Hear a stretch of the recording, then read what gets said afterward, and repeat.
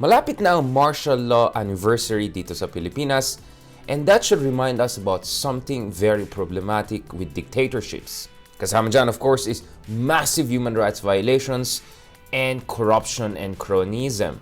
But the other big problem with dictatorships and authoritarian system is lack of transparency about the health condition of their leaders.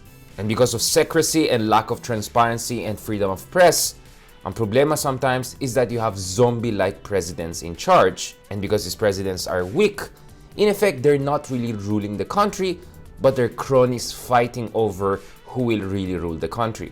This was clearly the case under the Marcos dictatorship when for years, the former president really struggled with serious health conditions, and it was not him really ruling the country, but his underlings and people close to him in his inner circle. And the next thing you know, you had factional fightings which eventually culminated in the coup d'etat that preceded the EDSA revolution in 1986. Kaya pagkatapos na bumaksak ang Marcos dictatorship, the framers of the new democratic constitution in the Philippines emphasized the issue of transparency, particularly with respect to the health condition of the sitting president. Ayon sa Section 12, Article 7 ng ating saligang batas, in case of serious illness of the President, the public shall be informed of the state of his health.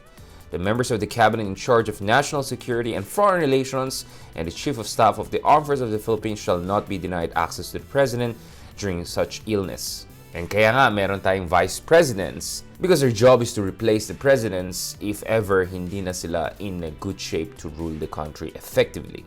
And now, we have a president, more than 3 decades since the fall of the Marcos dictatorship, who's actually much older than a lot of his contemporaries when they were elected into office.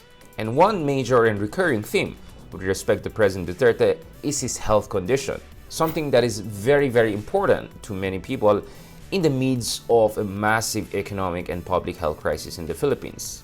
Of course, you want a healthy and strong leader. And let's not forget, just the other month, Prime Minister Shinzo Abe of Japan resigned ahead of the expiration of his term in office, in fact, almost a year earlier, because he felt he was not healthy enough to perform his duties effectively. Ayon sa Palasyo, huwag tayong manggalala.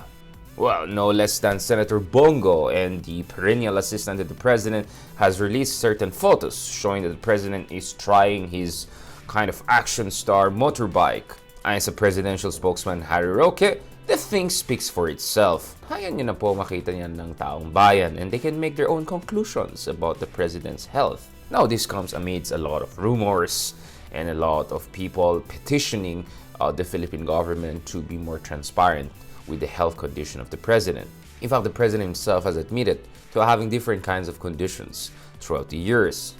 Kasama dyan yung Berger's disease and some spinal injury pain that he has been suffering throughout the years. Referring to the Barrett's esophagus warning by a doctor to the president, ito yung sinabi ni presidential spokesman Harry Roque. I think people are putting too much meaning on that statement. I think that advice was given to him a long time ago when the president was still drinking. He has since stopped drinking, and as far as I know, since he became president, he has not resumed drinking. Kaso the president himself admitted back in 2018 October that he actually has resumed drinking. Ayon sa presidente, I was told to stop drinking years ago, but of late, bumalik kasi ako. It's a matter of habit, and he's facing a lot of stress.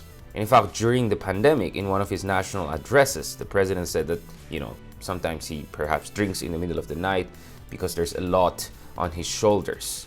This is a burden of dealing with the greatest crisis that the Philippines has faced in recent memory.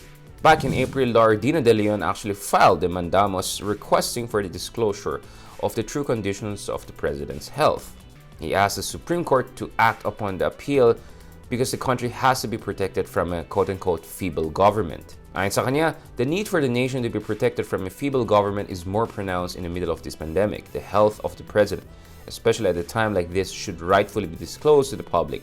After all, the enlightened minds behind the system of government the country has adopted originally envisioned an energetic executive essential for the protection of the community and the steady administration of laws. But our Supreme Court, which is yet to go against the president on any major issue, quite predictably rejected this petition. So mukhang hanggang motorbike pictures muna tayo for now. Mukhang notwithstanding what the Philippine Constitution says on this very important issue, we're confined to pictures of the president released by Senator Bongo, especially pictures of him riding motorbike. Ako po si Richard Hidarian. Stand with us, stand for truth.